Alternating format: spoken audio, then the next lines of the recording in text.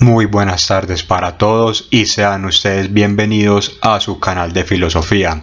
Recuerda que si te gusta mi contenido puedes suscribirte.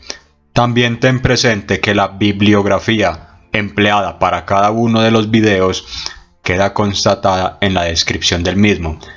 Recuerda también seguirme en el Facebook, que en la página vinculada al canal estaré montando reseñas de libros, escritos, reflexiones y novedades. El día de hoy nos vamos a reunir alrededor de Lev Vygotsky, quien fue un eminente psicólogo de la Unión Soviética, muy preocupado por problemas como el lenguaje, la relación del pensamiento y las funciones cognitivas con la dialéctica y el contexto material. Entonces vamos a imbuirnos de manera general dentro de la obra de este gran autor. Para Lev Vygotsky, tanto lenguaje como pensamiento corresponden a una unidad diferenciada. Las funciones mentales superiores son aquellas maneras en las cuales el sujeto representa al mundo a través de las diversas herramientas lingüísticas. Esta imagen unificada y cohesionada de la realidad que se gesta al interior de la conciencia brota desde las relaciones históricas, el contexto cultural y los campos de interacción social. Se podrían obtener tres postulados esenciales de la psicología de Lev Vygotsky. En primer lugar, existe la Ley General del Desarrollo Cultural, lo que significa que las funciones mentales superiores humanas tienen su origen en los procesos de relaciones sociales de producción. En segundo lugar, existe la ley de la mediación semiótica, lo que significa que las funciones mentales superiores humanas solo se pueden comprender si entendemos el papel mediador de los signos y las herramientas lingüísticas. En tercer lugar, existe el método genético propuesto por Vygotsky, lo que significa que tales funciones mentales superiores humanas solo pueden entenderse en los procesos de su desarrollo y crecimiento a nivel orgánico.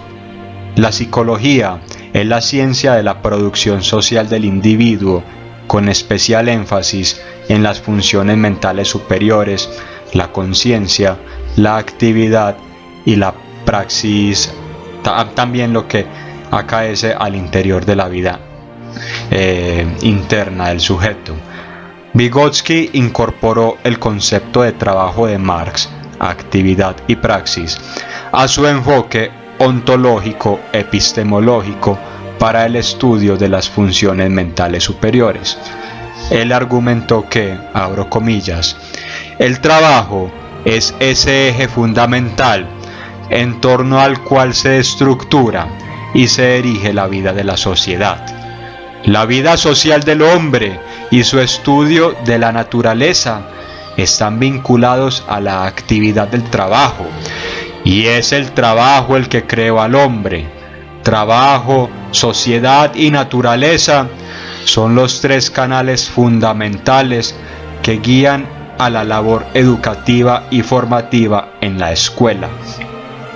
Incluso el intelecto del hombre no podría haberse desarrollado fuera de las condiciones de la actividad específicamente humana, en particular fuera del trabajo, cierro la cita. Vygotsky rechaza ver al ser humano como un individuo aislado y a su mente como un conjunto de procesos cognitivos desvinculados del seno social.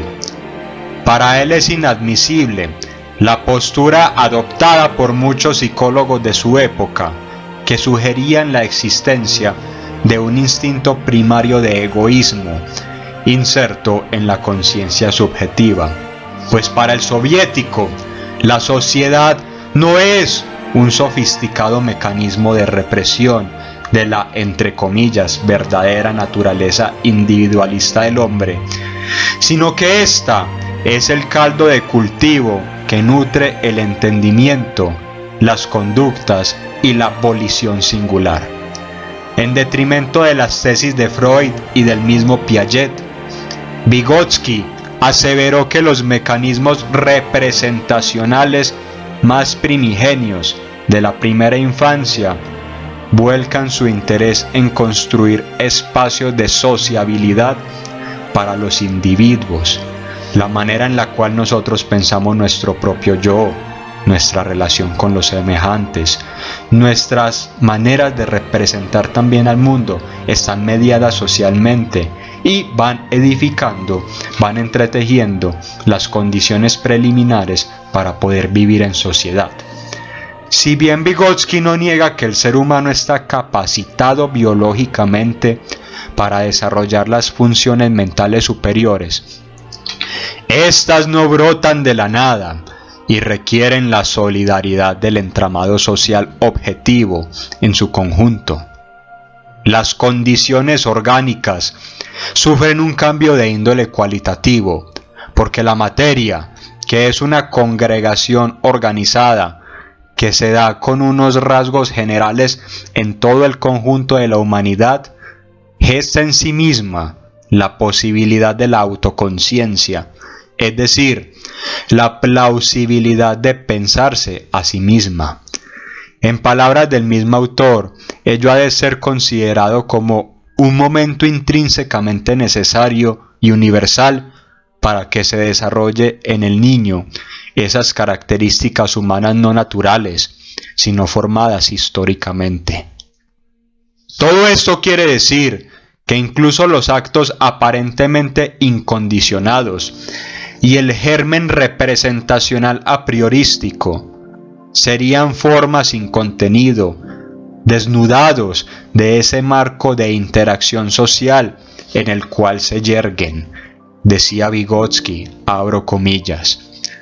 Todas las funciones psicointelectivas superiores aparecen dos veces en el curso del desarrollo del niño.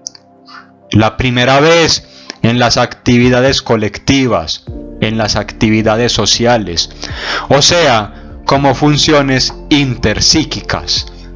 La segunda vez en las actividades individuales, como propiedades internas del pensamiento del niño, o sea, como funciones intrapsíquicas.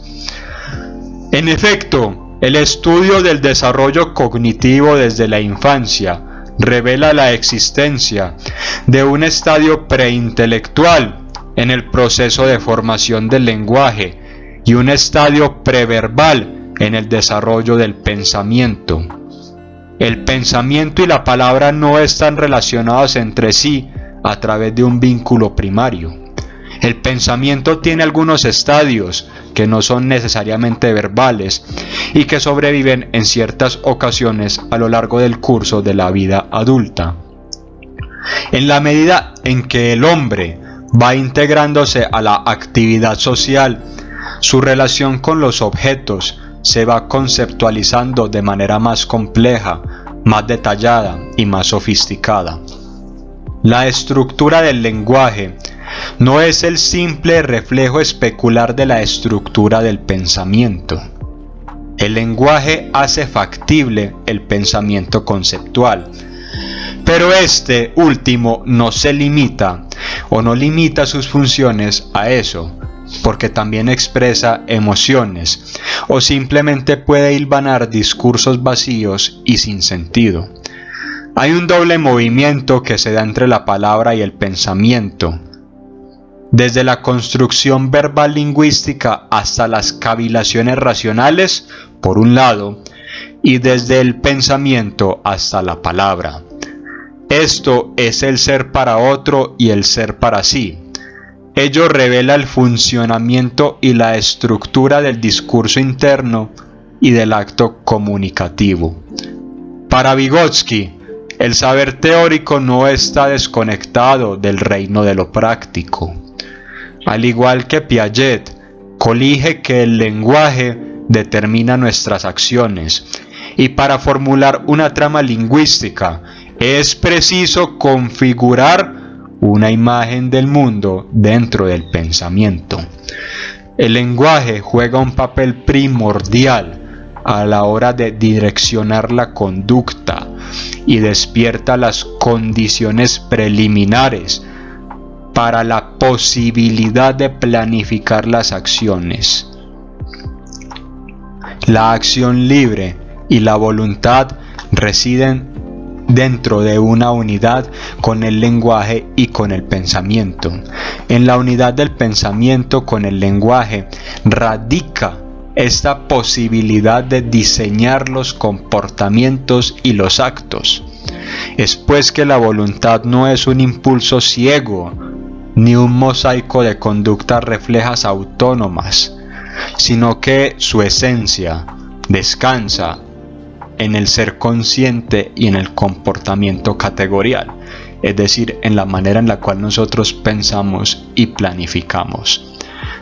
En algún punto del trasegar evolutivo, la conciencia cesó de ser un mero epifenómeno reductible a organizar la vida humana en aras de la supervivencia, y su finalidad dejó de estar incrustada en la adaptación irrisoria al medio natural.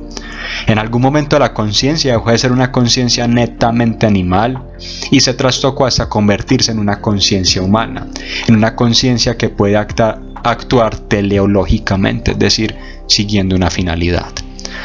Marx ejemplificaba esto con un escrito que dentro del Capital. Él decía que las abejas solo responden a acciones espontáneas, mientras que el arquitecto crea una imagen mental empleando las herramientas materiales y representacionales delegadas previamente por otros seres humanos.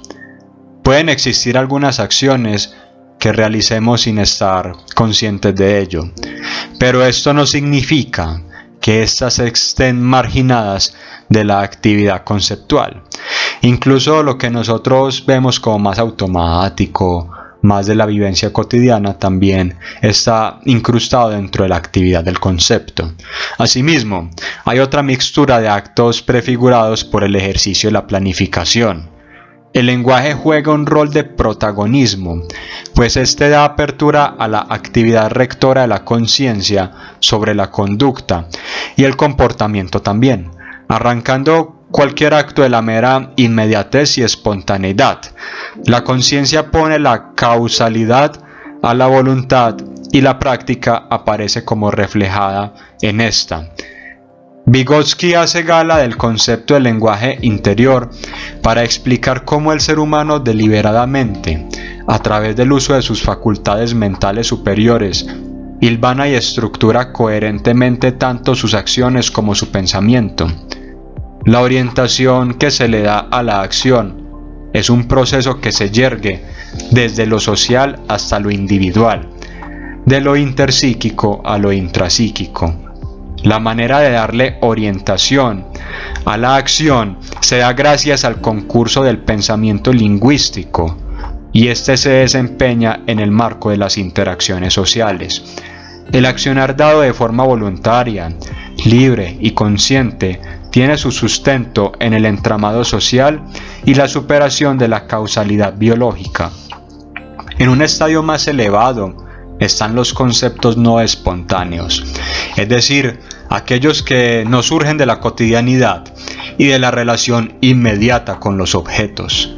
Son este tipo de edificaciones del pensamiento lingüístico las que se tienen que aprender en procesos educativos racionalizados. No nacemos sabiendo matemática, no nacemos sabiendo química, pero en la medida en la que vamos aprendiendo estos saberes heredados por nuestros ancestros, estamos facultados para concatenar ese mare magnum de datos externos que nos arroja el cosmos dentro de constructos teóricos lógicos y coherentes. Los conceptos no espontáneos trascienden la existencia de los objetos y la emplazan en un mundo supraempírico sustentado en conexiones lógicas. Es entonces que la roca deja de ser solamente un objeto con el cual yo soy proclive de tropezarme y se convierte en un objeto de estudio, y estamos facultados para analizar también sus propiedades físico-químicas. De esa misma forma, también es que se hace plausible anticipar lo concerniente a la espontaneidad de la vida cotidiana. De ahí es donde también podemos esgrimir diferentes estudios alrededor de la sociología o de la antropología como unos objetos que son propensos de ser reflexionados y racionalizados teóricamente. Bueno, eso es todo por el día de hoy. Espero todos se encuentren muy bien y nos estaremos viendo en una próxima ocasión.